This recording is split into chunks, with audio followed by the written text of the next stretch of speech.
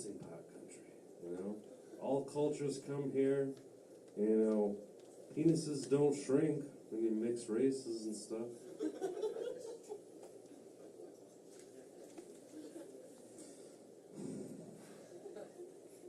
I'm just saying, out of all the animals, comparatively, like size, everything, humans have got really big genitals.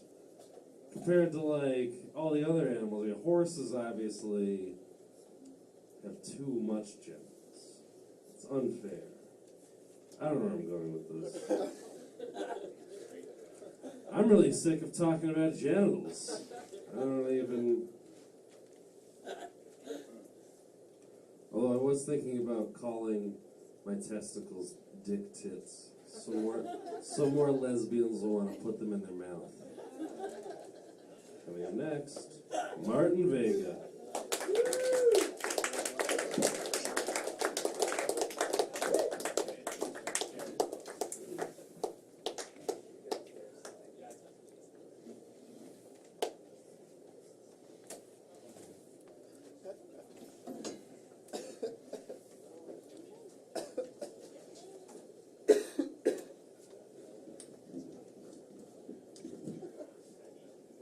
Take forever to do everything. That's just how I roll. All right, so Christmas is right around the corner, and I decided I'm gonna, combine it with another holiday or Catholic, day of festivity, because I'm not getting any younger. Life's just getting shorter, right? So I'm gonna combine it with Lent, which is like this Catholic thing where we punish ourselves for 40 days by depriving ourselves of something we want, like by sacrificing things. So I'm gonna celebrate Christmas this year by going to see my parents and my family, and the way it's going to be painful, or rather the way I'm going to be sacrificing is I'm going to give up my vacation time at work, and it's going to be painful because I'm going to be with my parents and my family. Yeah. Downright for sure painful, right? But the cool thing about this is that I'm going to actually, it's a lot of risk taking because I'm going to get out there and probably participate in one of the leading causes of death in America. No, I'm not going to party with rednecks, Sandy. No, I'm going to get out on the road. I'm going to drive across the country to get back to Texas to see the fam. And I tell you that there's nothing like driving to make you aware of how alive you are. Nothing like getting out on the road. But, in the true spirit of a road trip, I'm going to drive all the way out there, and then I'm going to turn around and drive back. That's what a road trip is. It's an exercise in futility. No, but I think from the right perspective, from far enough away of a perspective, it would be akin to like watching an ant.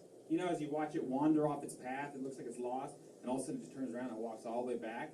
And you're like, oh, poor guy, I thought you were lost. And you're like, good for you. No, I know that the ants, are foraging, and they leave biochemical trails, and they know how to get back, That's not my point, all right? Because really, when it comes down to it, as road trippers, we're foraging, sort of, and we're leaving a biochemical trail of semen in hotels. I know, I had to go there. No, but I mean, think about it. It's like hotels and semen is kind of like the movie theater and trash. It's like instinctually, we just are expected to just leave it there. It's like, all right, we're getting ready to go. Are you almost done there? You got anything else? Check the room. Okay, I gotta look. Oh wait, one more thing. Okay, yeah, I'm ready to go. Here we go. Oh, okay, we're done. All right, we're out of here. That's good. That's enough of that hotel, right? But seriously, hotels, they just attract the semen from everywhere. But one of the things that I'm looking forward to, thank you. One of the things that I am looking forward to out there on the road is getting to use my GPS. Because I tell you, I think that using a GPS is a lot safer when it comes to long distances that are, really far away.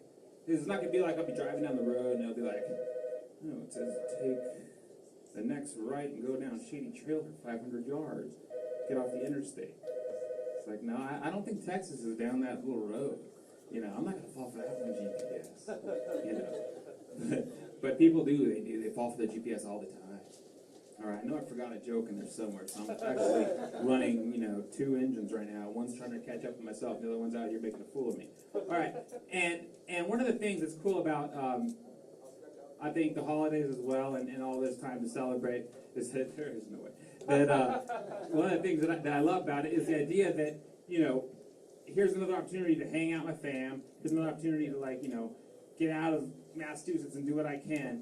And I'll tell you, when I started to think about it, I started to realize that, we're way too dependent on this technology thing. It reminds me of people who use like computers for scuba diving. People are all psyched, they're like, oh, look at this thing, oh God, it's a new G6000. I don't know why they're British. They're like, oh, look at this thing, it's so cool. Can you tell, look, it says, it's got the temperature, it's got the depth, it's got the time, it's got the temperature. Like, all right, right there. Like, you don't need the temperature to go scuba diving. Like, the only reason you'd want to know the temperature of the water is to know if you want to go diving or not, which means you can just touch the water. They're like, okay, that's the temperature for you. But no, people are all psyched about their technology, and they won't shut up about it on the boat. They're just talking about it. Finally, they shut up when they get underwater, because you can't talk underwater. So it's like, oh, that's nice, a little relief from him. And then, a couple minutes down the end of the dive, they're like,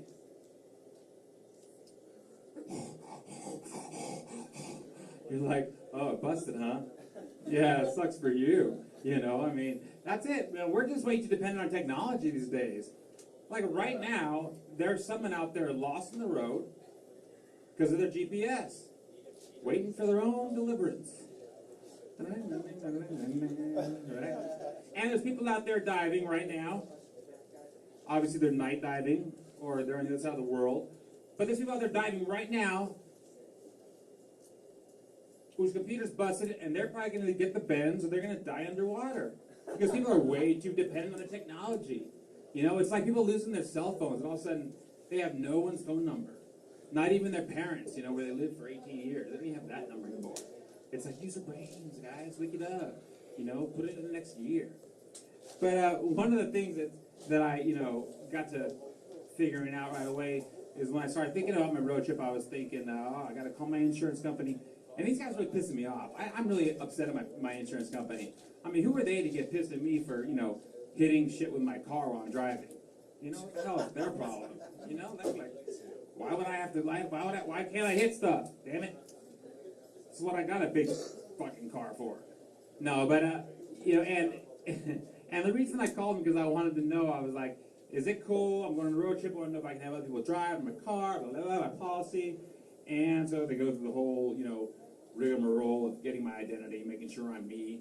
And then the guy literally does this. He's like, sir, sorry, you wanted to know if you could have someone else drive for you. Sir, we would actually encourage you to get someone else to drive, please. Because you're a shitty driver, get it? Really bad driver.